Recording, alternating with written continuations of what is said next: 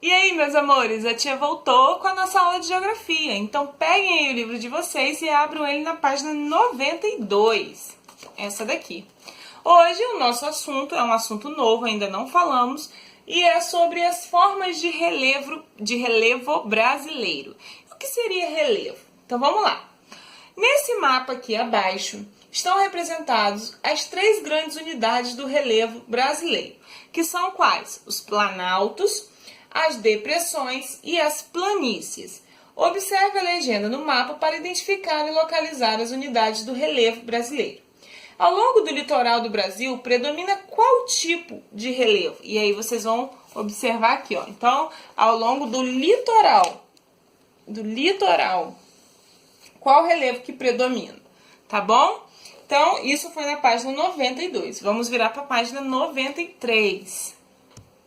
Na página 93, ele vem aqui de cara falando sobre o Planalto. Então, as grandes unidades do relevo brasileiro apresentam características muito específicas, como formas, variações de altitude e processo de transformação. Por exemplo, essas formas sofrem mudanças provocadas pelos agentes externos. Quais são os agentes externos? A água, o vento e a temperatura. O que seria a altitude? A altitude é a altura em relação ao nível do mar. Isso a gente já sabe, porque a gente já viu lá quando a gente estava estudando os paralelos e meridianos, lembra? Então, vamos analisar cada uma delas. E aí, o primeiro vem o Planalto. Ó, isso aqui se encontra lá no Rio Grande do Sul. Como a imagem foi obtida? Na visão frontal, na visão oblíqua ou na visão vertical? Quem respondeu que foi na visão frontal, acertou. Aí fala assim, ó, lá embaixo. Planaltos são terrenos de superfícies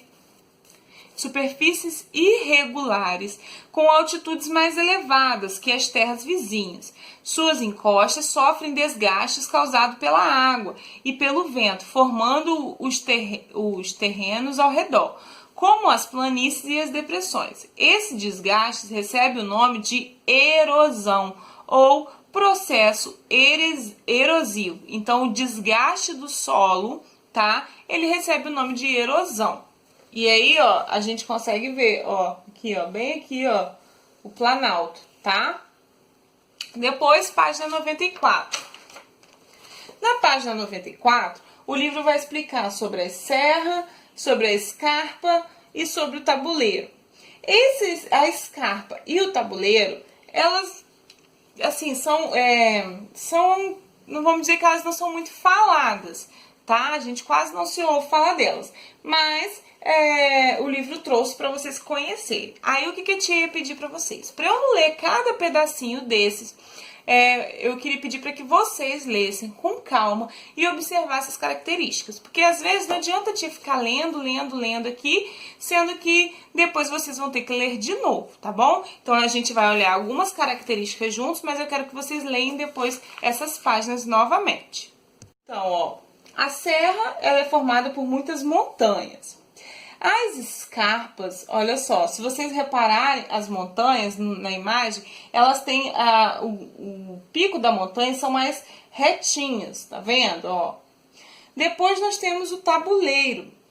Tabuleiros são elevações que atingem entre 20 metros e 50 metros de altitude e aparecem margeado no litoral, em partes da costa brasileira, desde o Amapá até o Rio de Janeiro, que a gente costuma ver, ó, em novela. Eu nunca fui lá, então nunca vi, né? Mas, aliás, não sei se vocês já foram ali na Lagoa Doce, aqui pra praia, aqui pra região dos lagos. Ali tem um pouco, sim, de tabuleiro, mas não tanto quanto aqui, ó, tá? Depois vocês vão virar para a página 95. Aí vai ter os montes, ó, montes são elevações que aparecem de forma isolada.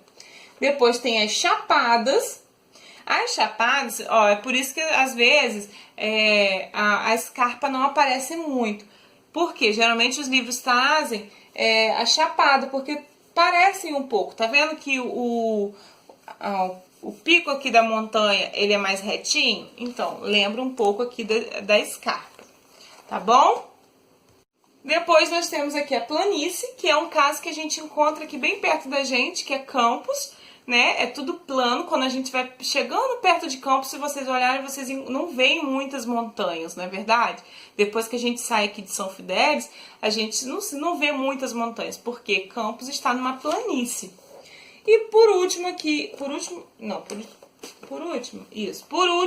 o livro traz a depressão, tá bom? A depressão, a gente já consegue perceber, ó, que são, ó, é quando se tem um buraco, né, tá em depressão. Claro que o livro fala que são terrenos com 100 metros a 500 metros de altitude, que sofreram processos erosivos provocados pelas águas, pelo vento e pelo gelo. Uma depressão de forma alongada entre duas elevações chama-se vale, tá? Isso também conta, porque o vale também aparece, tá bom, meus amores?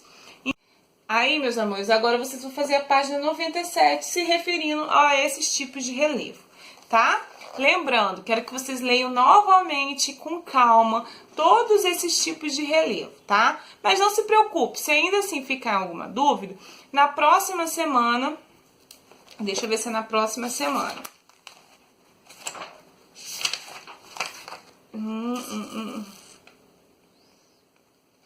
Na próxima semana, talvez, não vou garantir, não sei se vai ser na próxima ou se vai ser na outra. A gente vai fixar o nosso conteúdo no caderno e aí vocês vão poder ver novamente esse conteúdo dos relevos, tá bom? Então, o que a gente precisa entender que existem vários tipos de relevo no nosso país e que os relevos têm a ver com o solo, com a formação dos solos, tá bom? Então é isso. Bom, espero que vocês tenham gostado da nossa aula. Espero que tenha dado para entender como são os relevos, as formas de relevo, quais são, o que é um processo de erosão, que é o desgaste do solo, e por aí vai, tá bom? Espero que tenha dado para vocês captarem bastante essa mensagem. Então, um grande beijo e a gente se vê amanhã, sexta-feira. Tchau!